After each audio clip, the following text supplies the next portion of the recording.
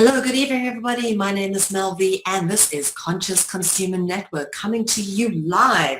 And tonight we have an episode of Dragonology, my absolute favorite. And we are heading well into season 3, as this is, of course, episode 7. And tonight we're going to be dealing with aspects of the dragon. So settle in. This is going to be a good one, because there are many different aspects to the dragon, because dragons come in many different shapes and forms and are hidden behind many layers of symbolic allegory. Dragons are often referenced under different names or labels, which is why people may not identify certain creatures as dragons. And in fact, dragons turn up absolutely everywhere, and I do challenge people, please do see if you can find a Chinese restaurant without a dragon in it. I myself have not yet managed. One of the important aspects when we are going through Dragonology to recognize are the themes. The themes are the key to deciphering the deception of the dragon. And it's always important to notice the reoccurring themes, because many similar themes are constantly reoccurring in cultural mythologies. And it is in charting these particular patterns that we begin to see the full picture of the true history about humanity's origins and present state of reality. The truth will always present itself in one form or another, but it is up to us always to recognize the clues to the truth left for us in the themes. A very noticeable theme is that myths have a fantastical or dreamlike quality about them. And this is due to the many strange and somewhat distorted figures which emerge from them, such as what we might reference as monsters or hybrid beings. In mythology, animals have been recorded to walk and talk like men. Now, I reference the word theme here because it is a very important word. It has a very key dragon root word in it, being the T-H-E, the or the, which is commonly used in sentences. For example, we talk about the dog sat on the mat. We put or insert the word the in grammatically correct sentences, when in fact this word doesn't really seem to have much of a purpose at all, until you understand that all language and words were created by the dragons or the gods and given to humanity. And that's why they've cleverly inserted their symbolism in root words into various places, which is why some words seem to have no function superficially. But if you understand the deeper allegory of dragon root words, you begin to understand why these words have been put in there. And it's really to lock down the Ophidian vibration, or the dragon vibration, which is interwoven into the fabric of our reality through our language. So the word theme, again, as I said, the themes are the key. And even the word theme has a very key word in it, being the T-H-E, which turns up in some very interesting words. Of course, theoi, T-H-E-O-Y, is the Greek word which references the gods, the plural. T-H-E would be the singular, one god. T-H-E-O-I, theoi, is many gods, deities, dragons, or angels. Because if we're talking about gods or deities, we are always talking about dragons and angels. They're in the same thing, in the same category in the world of Dragonology. So some of the interesting places that the word T-H-E turns up, for example, is the word theology, the study of the Bible or religion, as most people know. We talk about the study of theology. A theologian studies theology, for example. Pantheon references the place where the gods live. There's a pantheon in Greece and in Paris, I believe, which is a replica of the one in Greece. Thelema being the religion or cult that was started by Aleister Crowley. Theosophy, of course, being the belief system or spiritual cult that was started by Madame Blavatsky. Monotheism, which is the belief in one god, and its counterpart then is polytheism. And then, of course, Athena, one of the most commonly known gods of Greek mythology, after which the city of Athens is named. And of course, a very interesting place where the THE root turns up is in the root of the word Therianthropy, which is a very interesting word because it references the specific quality held by the dragons, which is the ability to shapeshift. Therianthropy is said to be the mythological ability of a human being, but I say not only human beings, I'm saying any being that shapeshifts has somewhat of a supernatural ability, a godlike or dragon-like ability. So I wouldn't say it's a human ability, although that's technically how it's referenced in Wikipedia. Therianthropy is said to be the mythological ability of human beings, but really I'd say it's supernatural beings, to metamorphose into other animals by means of shapeshifting. Now we talk about the word anthropology, which is the study of human culture and behavior, which is where anthropy comes in. But that is, I suppose, is also misleading because generally true human beings don't necessarily have the ability to shapeshift. It's really more a draconian or supernatural ability that we don't seem to have.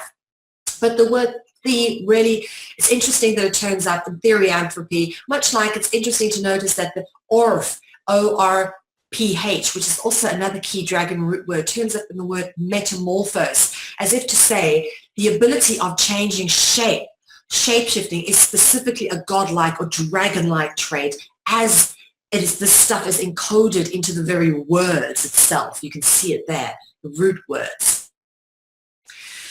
Labels and language symbolically mask themes, and it's interesting to notice when we go through Dragonology, we decode a number of very interesting symbols and take you through how they are multi-layered in different respects.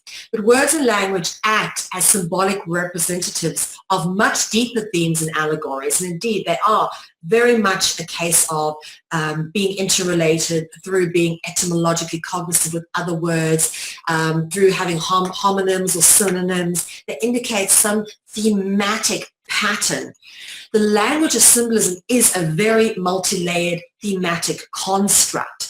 And when you start to recognize the patterns, it becomes easier to sort of pull apart the layers and understand what's going on and how these layers of themes are built up. Dragons are thus referenced under many different labels and symbols, and the interrelation of which becomes apparent when we look at the themes and how they all interconnect with each other. Now, here are some previously identified variations of the dragon. Of course, there are many more. We've gone through so many over the course of the various dragonologies we've done, but I'm going to reference some of the more commonly dealt with ones so that we can just get a context from which we launched tonight's study into Dragonology. These are some of the dragon labels that we've been taught to identify with. And for example, when you say an angel, you don't necessarily think of a dragon. You think of like this glowing, fluffy winged, being with a halo around his head, very much the opposite of what you would imagine a dragon. But what we've learned is that the dragons put a glamour on things. They put different label on things. They compartmentalize things. So we don't recognize them as all being part of the same thing. But here are the different labels. Of course, gods and deities, very much the same. Angels, the jinn, supposedly the Islamic classification for angel. Ifrit, also an Arabic classification for a demon, dragon, or angel or god. Leviathan, of course, coming up in the Old Testament, referencing a sea dragon or sea serpent. Mermaid, siren, or nymphs. They are all variations of the dragon, as is the Gorgon, which is what Medusa is, the lady with the snakes for hair. And of course, devil, Satan, Lucifer, all referenced in the book of Revelations as the dragon. Fairies, fae, and of course, they come from the word phanes, which is the primordial Greek god of creation. And we go on to werewolf, which is one of the most common beings which shapeshift that we're aware of through cultural, urban cultural mythology. The werewolf shapeshifts from a man into a dog or a wolf. And then the vampire, which of course has shapeshifting abilities too, but most commonly known for drinking blood, also known as a succubus. That's the Lilith, which is Adam's first wife, according to the alphabet of Ben Sira, was listed as a succubus or a vampire, also known as a strigoi in Eastern Europe. Now, there are endless lists of different types of dragons. I've just gone through a few there, and feel free to go onto Wikipedia and look these up. I have really just taken a screenshot and put a few here for people so that they get an understanding of the fact that there are endless lists of dragons, because why would there be endless lists, endless mythologies, endless folklore if there wasn't some truth to the existence of these beings? One of the things you learn about the scientific method is that if the facts come up in another place from a different source, completely unrelated to the first source, there must be some truth to the facts if they're corresponding. Now, what you have is you go through different parts of the world and start finding the same creatures turning up again and again and again, some of them with almost identical mythologies or set into an almost identical context. So there has to be some sort of reality to the existence of these beings. If the lists of them are just so insane, I mean, they wouldn't be something that someone just hypothetically imagined and put into a storybook. If it wasn't for the fact, if it was the case that these were such a thing, they wouldn't turn up in every single culture across the world. As I said, please do go onto Wikipedia and check out for yourself the various different types of dragons. And what you tend to notice is people tend to name the dragons by region. Okay, for example, here's some of the Asian dragons, the Chinese dragons known as the Lang dragon. The Indian or Indonesian dragons are referenced as the Naga. Japanese dragons, you've got Kaima dragons, Korean dragons, Philippine dragons, Vietnamese dragons. You see, so all different parts of Asia have their own different types of dragons. And then you go into the European dragons, and then there's another endless list of different types of dragons which are referenced by region: Catalan, French, Scandinavian or Germanic, English, Welsh, Hungarian, and so forth and so forth. And you keep going through the list here: Armenian, Albanian, Romanian, Greek, Portuguese. We're going to be dealing with the Portuguese dragon tonight, but it really is a very long, extended list. And yeah, they just have lots of interesting names. They all have very detailed mythologies. It's not just, an anomaly. They all come with quite a bit of back history, and usually some saint or another in history trying to slay them. So it's interesting to see that. And this is why we study dragonology. People often say, so why study dragonology? It's because dragons are everywhere, in almost every cultural mythology across the world, as I've just demonstrated. Feel free, as I said, to go onto Wikipedia and pull up some of those lists for yourself to verify this. If not clearly depicted, they turn up in one symbolic form or another. Most people are completely unaware when they come across these symbols or creatures in history, myth, or fairy tale. They're most completely unaware as to what they are really looking at and what the greatest significance to these creatures and their symbolic representations are really all about. Well, tonight we're going to be dealing with a very specific kind of dragon called a wyvern. Now, a wyvern is a very interesting creature, and I'm just going to scroll back here and you can have a look at some of these lists we've got going here, because the wyvern is actually listed here under English dragons. It's typically thought of as an English dragon, all right? Wyverns are common in medieval heraldry.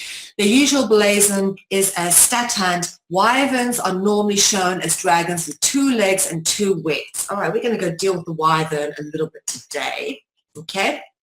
The wyvern is, to say, a legendary creature with the dragon's head, as you can see, wings, 2 wings, and 2 legs, as you can see over here, and a tail. Now, this particular wyvern has a typical dragon's tail, but you do get the sea-dwelling variant of the wyvern as well. We'll show you an example of that later on. But the sea-dwelling variant of the wyvern normally has a fish's tail. And the wyvern, for me, is one of the best examples of a dragon that shows how dragons were actually mermaids as well, containing a fish tail, because the wyvern comes out both as a normal dragon and a sea-dwelling dragon, having the very distinctive fish tail. Here's a wyvern depiction from a 14th century Welsh manuscript, very old. And you'll notice this particular depiction of the wyvern shows the wyvern with one head on the side, which is where the head would be, but also the tail having a head on the other side. And we've covered this off in previous Dragonologies, the multi-headed aspect. Of course, you come across this in dragons with 7 heads, the Nagas, Book of Revelations, the dragons said to have 7 heads. The multi-headed aspect is a common theme of Dragonology. We see this coming up quite a lot. Now here's various depictions of wyverns, in different contexts, so we can see how they've been depicted. And this is a really beautiful one. Wyvern supporting the arms of John Churchill, 1st Duke of Marlborough.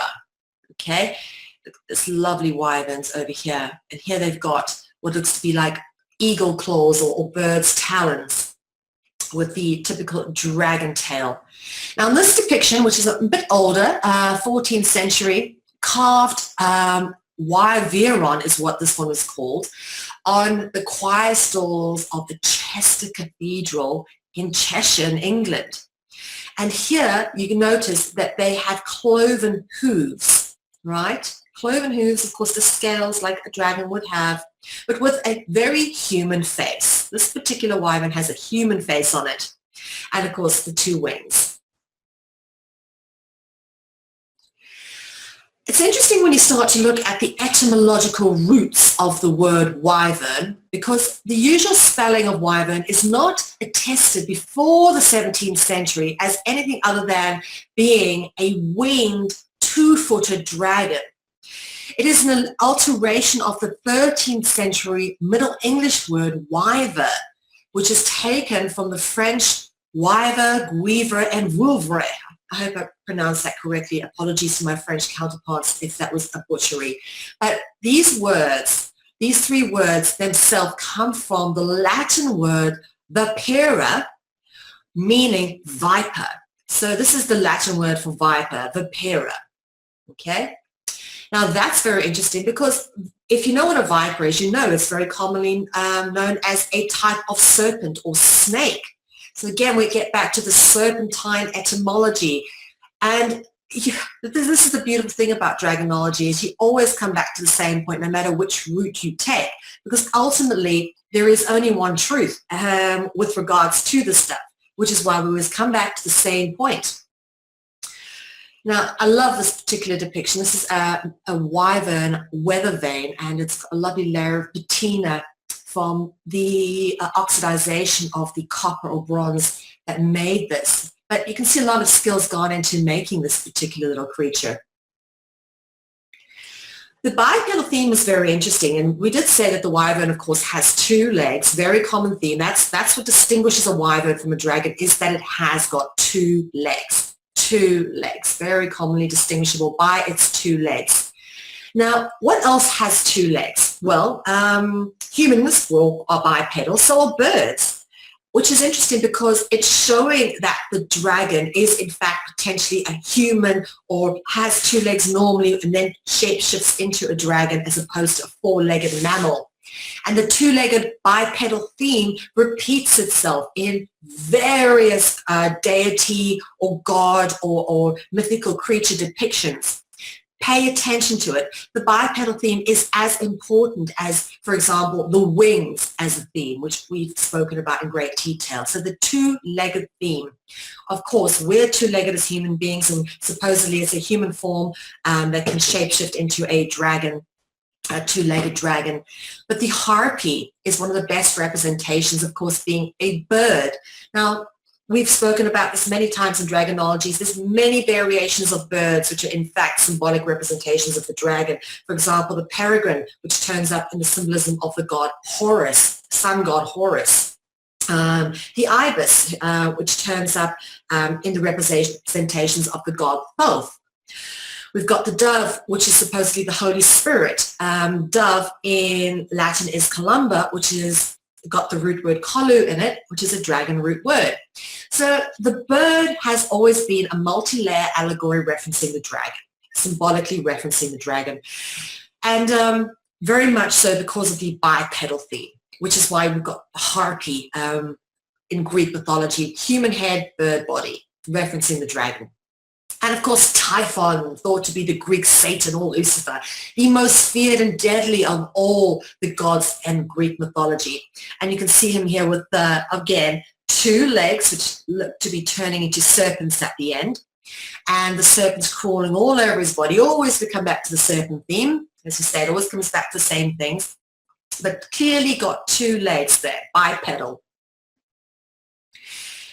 And Gigantes from Greek mythology. Now, this is very interesting because Gigantes obviously comes with the, again, bipedal, but the legs turning into serpents, all right? The bipedal theme is very important. The 2 serpents' legs turns up in various representations in different cultures. So here we've got them actually turning up as the 2 legs being serpents for the god Gigantes. And this is the War of the Giants, or the Gigantanarchy, which very much like the War of the Titans is just a story of how the gods all went to war with each other, and one group of gods got angry with the other group and cast them out, and long story there. But interesting to notice that in the depiction of the War of the Giants, or the Gigantes, that they all have the bipedal legs depicted as serpents. Again, please feel free to go to theoi.com if you wish to go and pick off some of these pictures, because they're all referenced there. Now, other words that are derived from the same word root group as wyvern include the following. The word wife, veer, werewolf, worm with a Y or an O, and of course the OR being a clear dragon root word. The word Guinevere, virgin, viper, Venus, and venom.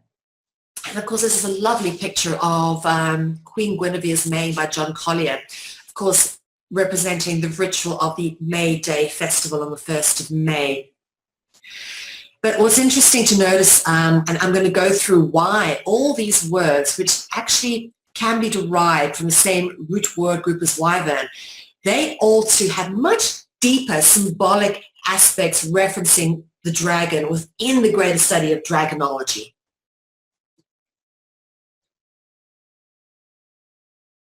Now, the concept of marriage is interesting, and we've covered this all before.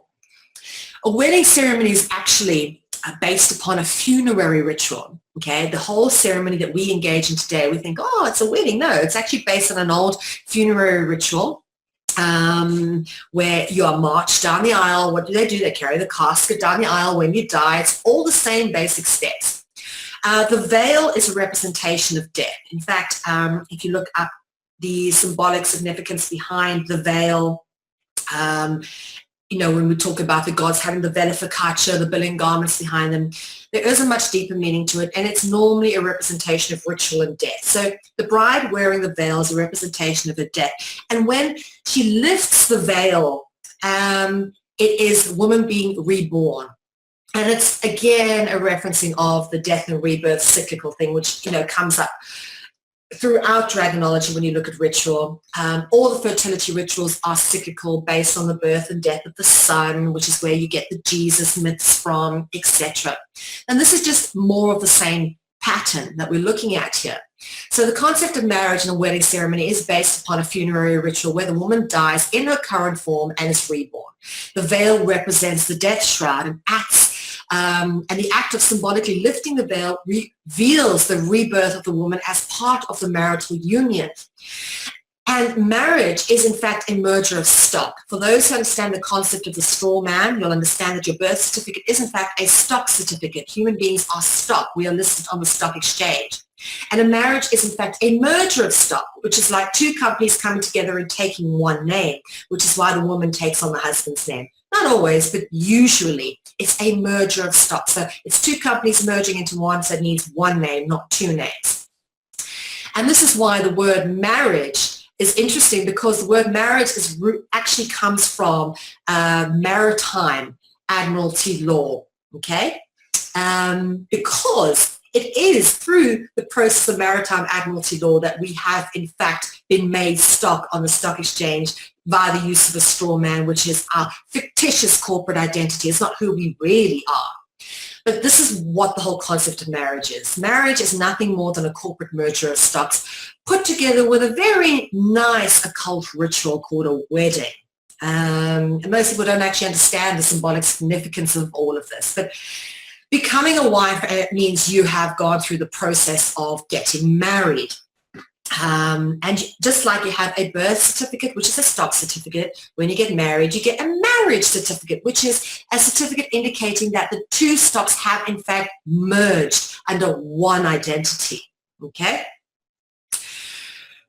Now, the other word we wanted to look at that comes from the word wyvern is the word vere, V-E-R-E. And to understand the significance of the De Vere bloodline being the oldest dragon bloodline in existence, I do really recommend reading the book called The Dragon Seed by Prince Nicholas de Vere von Drakenberg, who was unfortunately murdered, I'm imagining, by agents of the Jesuits. But Prince Nicholas actually published some very interesting books before his untimely demise. And he points out very clearly the history of the De Vere bloodline that goes all the way back, okay, all the way back, as it says here. The Holy Grail descent of the House of Vere, vampire god kings of Eurasia, right, vampire god kings, all the things we talk about. And he traces their descent through time, that these dragon bloodlines are real. In fact, he was one of them. And he has many, many titles which are in fact recognized by the British government and the secret services. And he was in fact able to issue diplomatic warrants to people who were close to him or who were his emissaries, etc. So he had recognized status. But it was his openness about the dragons and his various claims of the fact that the Catholic Church have near enough taken most of the true original dragon bloodlines out of power and replaced them with a lesser group of black nobility. Anyway, that's not where we're going with this, but the De Vere bloodline obviously being one of the oldest dragon bloodlines out there, this book written by Prince Nicholas de Vere von Drakenberg, really worthwhile reading, a lot of interesting information in here, and of course a lot of the stuff we get from Dragonology we've also gotten from this bundle of information. Let's talk about the legend of Queen Guinevere. Queen Guinevere, of course, was famously married to King Arthur of Camelot, and Arthur's surname, of course, was Pendragon. And these royal dragon families were absolutely obsessed with maintaining the purity of the dragon bloodline. So they were heavily interbred, a lot of incest. But it's interesting to notice Queen Guinevere is of the De Vere bloodline. Okay. First off, the first part of her name, Gwyn, which can be spelled with a G-W-Y-N, is an old Celtic and Gaelic word for queen. Hence why Guinevere, queen of the De Vere bloodline, she was a queen from the De Vere bloodline. So Queen Guinevere, queen of Vere, makes perfect sense. So you've got the surname Vere in the name Guinevere because she comes from that bloodline. And of course, Arthur is in fact also from the royal reptilian dragon bloodline, hence why he's got Pendragon in his second name. Pen, of course, referencing the fact that he was the head dragon. And then, of course, there is the supposed mythological creature known as a werewolf. As we've already mentioned, werewolves are one of the best examples of a creature that shapeshifts. And shapeshifting, of course, is a very common trait and a reoccurring theme relating to dragons. We already spoke about this with regards to therianthropy or metamorphosing or metamorphosis. Another interesting word that comes from Wyvern, of course, being the word virgin. The word virgin contains two dragon root words. And when you have a word that has two very clear dragon root words, you pay attention, okay? You have to pay attention. The word virgin contains two dragon root words being ver, okay, which of course is etymologically cognizant with veer, which we've already spoken about. And then, of course, jinn, one of my favorites, from the dragon root word group jinn, which you get gen, gene, genetic, genesis, gon, the root of dragon. So, of course, and then the word jinn being the Arabic classification for a demon or an angel. Very interesting, that. And of course the worm, W-Y-R-M, or with the common dragon root of O-R. Okay, the worm is commonly known as a reference to the European dragons. And when I googled worms, the little picture that came up, it's interesting again to notice the hybridized look of this creature. Like it's a couple of different animals stuck together. It's not quite one creature, which is a common, again, very common recurring theme of Dragonology, is monster or hybridized look of these beings. The word viper is very interesting. Because again, like important dragon root words, the word viper contains two very interesting roots. Of course, the VI, which of course is very common. You've got the VI in virgin, which of course is rooted to ver is etymologically cognate with vir, but the VI in virgin is etymologically cognate with the VI in viper. Okay, so you've got the VI there, but you've also got the second part of the word viper, which is the PER, per.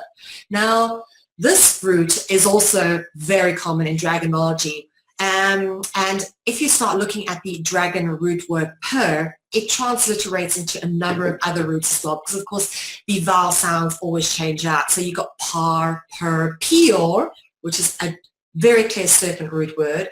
To peer, look or spy, all those words are dragon root words, oculus, etc., all heavily linked with dragon etymology. The fruit, called a pear, which of course transliterates into fear, because PH is phonetically an F. And then para and pala, two very common dragon root words, paragraph, and where does royalty live? In a palace. And then of course peri, the word peri is a Persian angel or dragon. And then of course Persia, per comes into Persia or Persian, purple, and the Dutch version of purple is pars, and then pearl, or French word parler, which means to speak. Very common dragon theme as well, speaking and looking. So we can see how the word per, where the root goes and sort of how far stretched it is. We've covered this all off in great deal of previous Dragonology, so this will not be new to you for those of you who have gone through the lectures. So viper, two common dragon root words, and of course very significant word. Then the word venom, which of course we spoke about in previous Dragonologies as well. Poisonous venom is often found in snakes or serpents, which of course are representations of the dragon. And the venom also has very deep symbolic occult significance because they use the venom in rituals. So the venom is of course very important. And it has an allegory referencing rape as well. The venom is supposed to be symbolic of semen. Then the goddess Venus. Besides, as we say, being born from a shell, Venus is also a reference to the morning star, which in turn is also a reference to Lucifer, which means light bringer. That's what Lucifer means. And when we start looking into how significant light is, because light references the knowledge, the fruit in the Garden of Eden, the apple, is always thought of as the fruit of knowledge, forbidden fruit. And this is what Lucifer brought, was the light. Literacy has the word lit in it, which comes from the word light. And again, illumination, being illuminated or enlightened means you had some knowledge. All very significant when you start to look at the thematic allegories. And as promised, which thought I'd show you some variations of hybridized type beings. Of course, this would be the typical wyvern, the two-legged creature we've been speaking about. But this is one with a fish tail as opposed to a dragon's tail. So this would typically be what a sea wyvern is depicted as. Here we've spoken about Pegasus as well. Again, the wings, always significant, a lot of symbolic allegory. We've got a hippocampus, which is the Pegasus with a fish's tail, much like you get the wyvern with the fish's tail, again indicating that dragons can be aquatic as well as airborne creatures. The Griffin is something we'll be dealing with as well, which again, hybridized creature, half lion, half eagle, or so that's meant to be the case. But ultimately, all these creatures are symbolic references of the dragon. We've dealt with griffins plenty in previous Dragonologies, but I do want to deal with the griffin again, which is a legendary creature with the body, tail, and back legs of the lion, and wings and head of an eagle, with the eagle's talons as its front feet. Okay, the griffin is a symbolic representation of the dragon, and what's interesting to notice is one of the spellings of griffin actually has the dragon root word "offi" in it backwards. Interesting. Here's another other representations of the griffin, and you can see how different the stylizations are from one period or one culture to the next. Of course, this is the Persian version of the griffin. The Arcamina griffin at Persepolis, which is the old Persian Empire. And then, of course, the statue of a griffin at St. Mark's Basilica in Venice, which is just, it's beautifully done, very much a lifelike expression in the eyes, you know, amazing carving on it.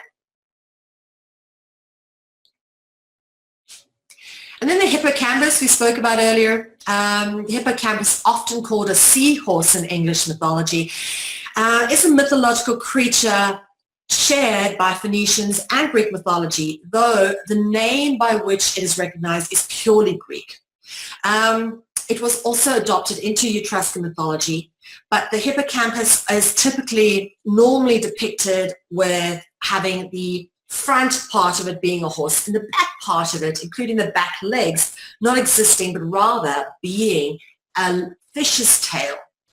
And we mentioned the vela focaccia earlier, the billowing garment normally depicted behind the gods. Of course, this is Poseidon, you know that because carrying a trident, riding the hippocampus, pulling the carriage, the vela focaccia behind it.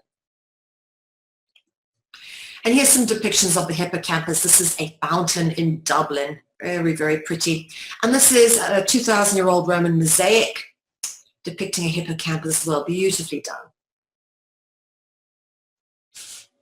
Now going on to another kind of dragon, this is the lindworm. In British heraldry, a lindworm is a technical term for a wingless bipedal dragon, although they are sometimes depicted with wings, but generally without. So you notice this has two legs but no wings. In Norwegian heraldry, a lindworm is the equivalent of a British wyvern. Now, in these beautiful Scandinavian countries where you've got Norse mythology, you'll find these amazingly carved rune stones from sort of the Viking and Norse era, just so romantic and dreamy. I love them. They really do cast you back to another time. But if you look at them, you'll notice how beautifully carved these. They planned how they were going to carve these because they interweave, they show three-dimensional reality, you know, going in and out and under and twisting in and out. But notice that these don't have any wings. Okay, that's why they're lindworms. These as well, these have the two legs, because you can see the lindworm come up there, lindworm coming down the side there. There's its legs, it's bipedal, but no wings. That's what defines the lindworm typically, is not having wings. Now, your mungander, which, pardon my spelling, again, the dragon root O-R there, very significant, as we'll see as we go through this. In Norse mythology, the Midgard serpent is the most prominent of the lindworms. Okay? And Odin tells the story of how the lindworms were gnawing on Yggdrasil from below. And he said, more than an unlearned fool would know. Interesting, because that's quite metaphorical too. In other words, the devil is always gnawing at us from the underworld. Odin names his lindworms using the word O-R-M-R, ormer. Okay, again, the dragon root word O-R turning up again, which means snake or serpent. Ormer means snake or serpent. And of course, there's a famous story of Thor who slays Jormungandr, and this is done with his amazing, hammer, which apparently he only has the power to yield because only he is worthy. And this is an Icelandic manuscript from the 18th century, beautiful artwork depicting Thor slaying the Midgard serpent. The other variation of a wyvern, interestingly enough, is a basilisk. And basilisk is a very interesting creature as well, also bipedal, right? 2 legs. In European bestiaries and legends, the basilisk is reputed to be the king of serpents, having a deadly glance and having a mitre or a crown-shaped crest on its head. And this is also typically what we hear of when we talk about the plumed or feathered serpent, is having this plumage on its head. The basilisk is alleged to be hatched by a cockerel's egg, which was incubated by a serpent, okay? So you notice the hybridization theme coming in there again. The basilisk is also referenced as a cockatrice. This is where it gets interesting because we're going to deal with the cocker etymology. But have a look at this depiction I found. Basilisk or Amphissian cockatrice, okay? That is what the basilisk is known as. And if you want to go and look for a basilisk, go to the emblem of the city of Basel in Switzerland. The basilisk is the emblem of the city of Basel. Here are other depictions of the basilisks, which are commonly depicted with the weasel. You'll notice the weasel here. But you'll notice very cockerel type features. Looks a bit like a rooster.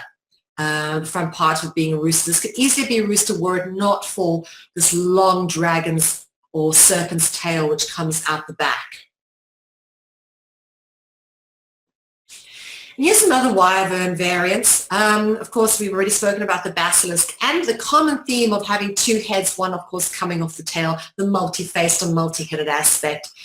And this is a picture of a cockatrice over door at Belvedere Castle in New York's Central Park from 1869.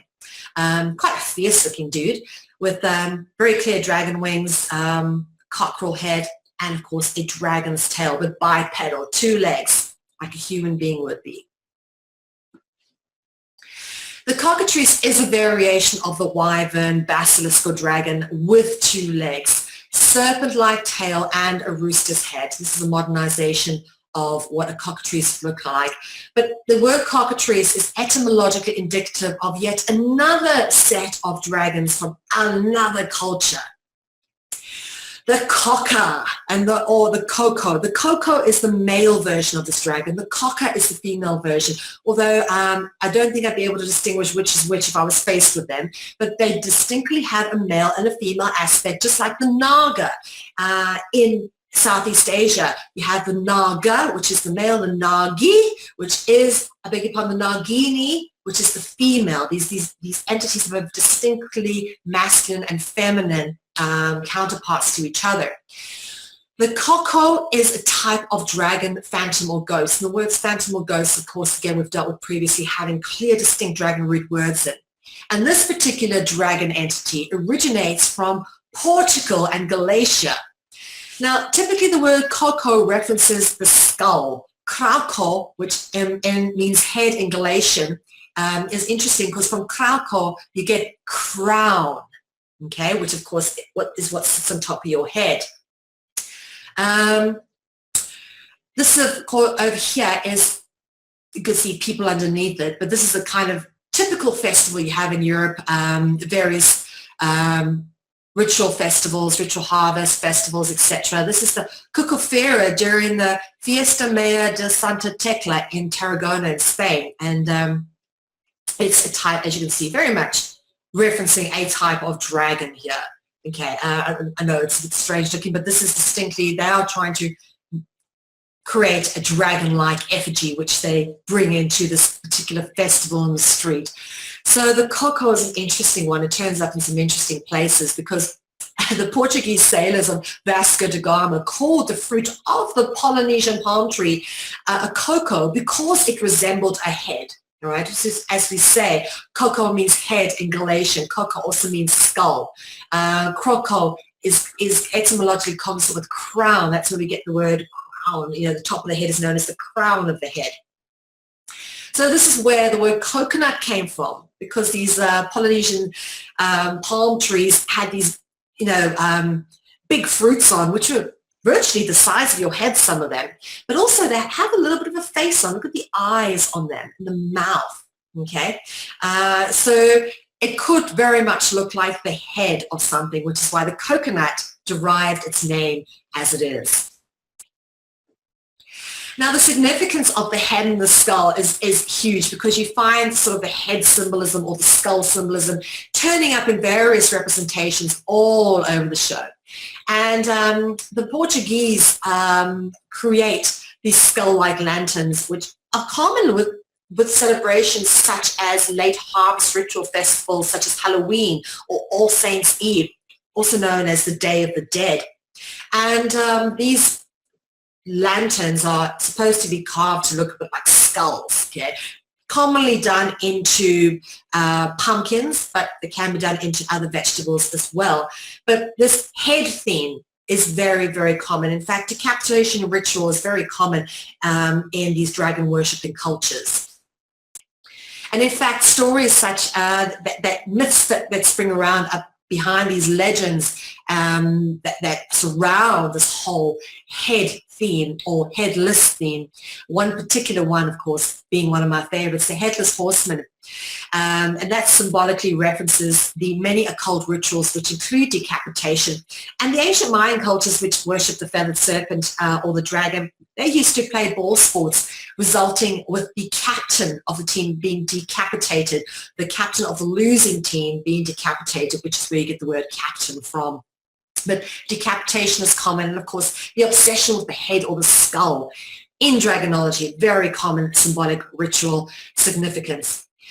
Because of course when we're dealing with things like the Day of the Dead or Halloween, these are the icons that turn up. This is the symbolism that turns up, is the skull, the ornate, decorated, ornamented skull. These sugar skulls, these beautiful sugar skulls which they decorate for these various festivals, honoring Santa Muerta, Saint Death. And sugar skulls are not just sugary treats, they've actually turned into like the very popular fashion print. You find sugar skulls almost everywhere nowadays, be it put on in terms of makeup for Halloween, be it printed onto clothing or fashion apparel, or be it in actual, the treats that are spawned the whole sugar skull craze, being these little guys over here. And the Aztecs are the greatest example of this skull or head obsession.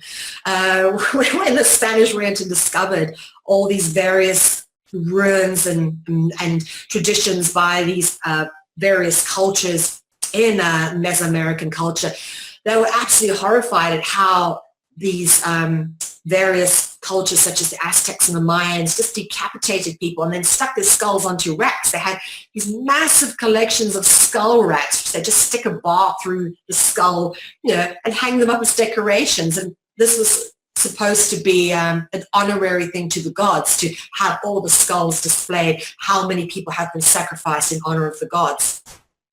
And if it wasn't real skulls, then they actually carved the skulls into their masonry, repeating over and over again, just to show you how symbolically significant ornamenting their temples with the skull or the head or the coco, as they call it in Portuguese.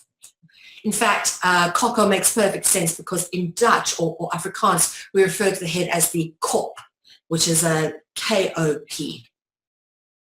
Now, the skull is also etymologically cognizant with the word school, okay? You can see that skull and school, very similar words to each other, okay?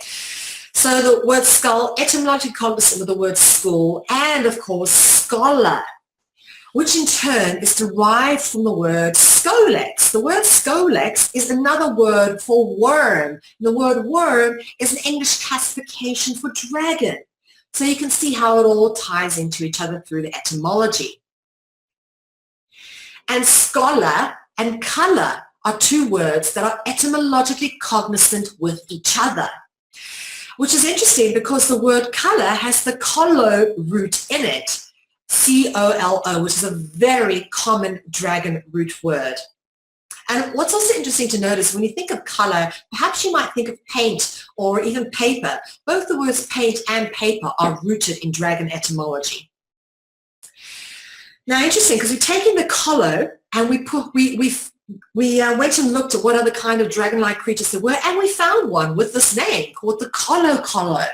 Okay, the colo is described as an evil rat or cockerel-like creature from the Mapuche mythology, but its appearance very much does vary depending on the region where the myth is told. Sometimes it's described as a feathered rat, sometimes a snake or a lizard. The colo is said to feed off people in much the same way as a vampire would or Dracula would. And I specifically use Dracula here to reference Dracula in the next slide, because the root colo, okay, comes from the very common dragon root word group, which I shall go through.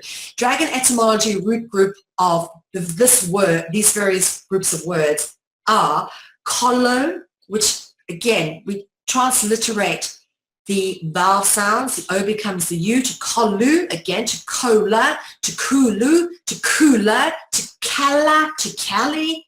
And here's some of the interesting places that this root turns up, okay? Colon, as in your bowels, for example. Column, and we've spoken about how columns are very important in ancient architecture, particularly in these temples dedicated to the gods. It anchors the Ophidian vibration. We're talking about the Jed column in ancient Egyptian mythology. Again, very significant. Dracula, it's got the Kula root over here. Columbus, Columba, Columbia. Okay, Christopher Columbus, the goddess Columbia, and of course, Columba is the French word for dove, and the dove, again, symbolic of a dragon. And then you've got the word ejaculate, which has the cooler root, and immaculate, which has the cooler root. Again, people think that someone is of immaculate conception, they're born of a virgin. No, what it means is that is a symbolic allegory referencing the dragon. All right, I think that's enough from me on Dragonology for today, and I do want to thank you all for being with us. Please do check out the archives available at ccn.media, where you can catch up on this and all other previous episodes of Dragonologies, plus all the other amazing broadcasts that go out via Conscious Consumer Network. Do check out seasons 1 and 2 if you have not yet done so. It will most certainly help you understand the current context of information that we are putting out. And all of those are available on dragonology.info. You can help yourself to a quick reference by just going straight to the Dragonology website. And on dragonology.info, you'll also find the ability to purchase Book 1 Spellbreaker. Dragonology Book 1 Spellbreaker is on discount. We give you a €5 discount if you use the discount code Dragonology S3 for Dragonology Season 3. And then you can get your book for €20. It is an ebook download, so please guys go to the website and download your copy of Dragonology Book 1 Spellbreaker for €20 using the €5 discount code Dragonology S3. Also, do check out the broadcast guide to see what else is on the network. There's plenty of other amazing information, and we do change weekly as to when various shows are showing. So to keep up to date, we update it weekly, and we suggest you check out the broadcast guide to see what is on. Also, please support the network funding campaign for 2017. CCN is a publicly funded network supported by a number of amazing initiatives. But we do rely on public funding to keep the network going. So please help us keep CCN on the air for 2017. And everything you need to know about Conscious Consumer Network, of course, is listed on the CCN website, where to find the live broadcast, where to find the broadcast guide, and of course, if you want to donate to the network, as well as all the recent articles that have been published down the side. You can find the Dragonology fundraiser over here, or the donate to our fundraiser for 2017 as well on the website. So everything is available at consciousconsumernetwork.tv. And of course, if you want to get in touch with us, you're welcome to email us at info@consciousconsumernetwork.tv. As always, we thank you for supporting free and independent media. My name is Melvi. It's been a pleasure to be with you, and we'll see you again.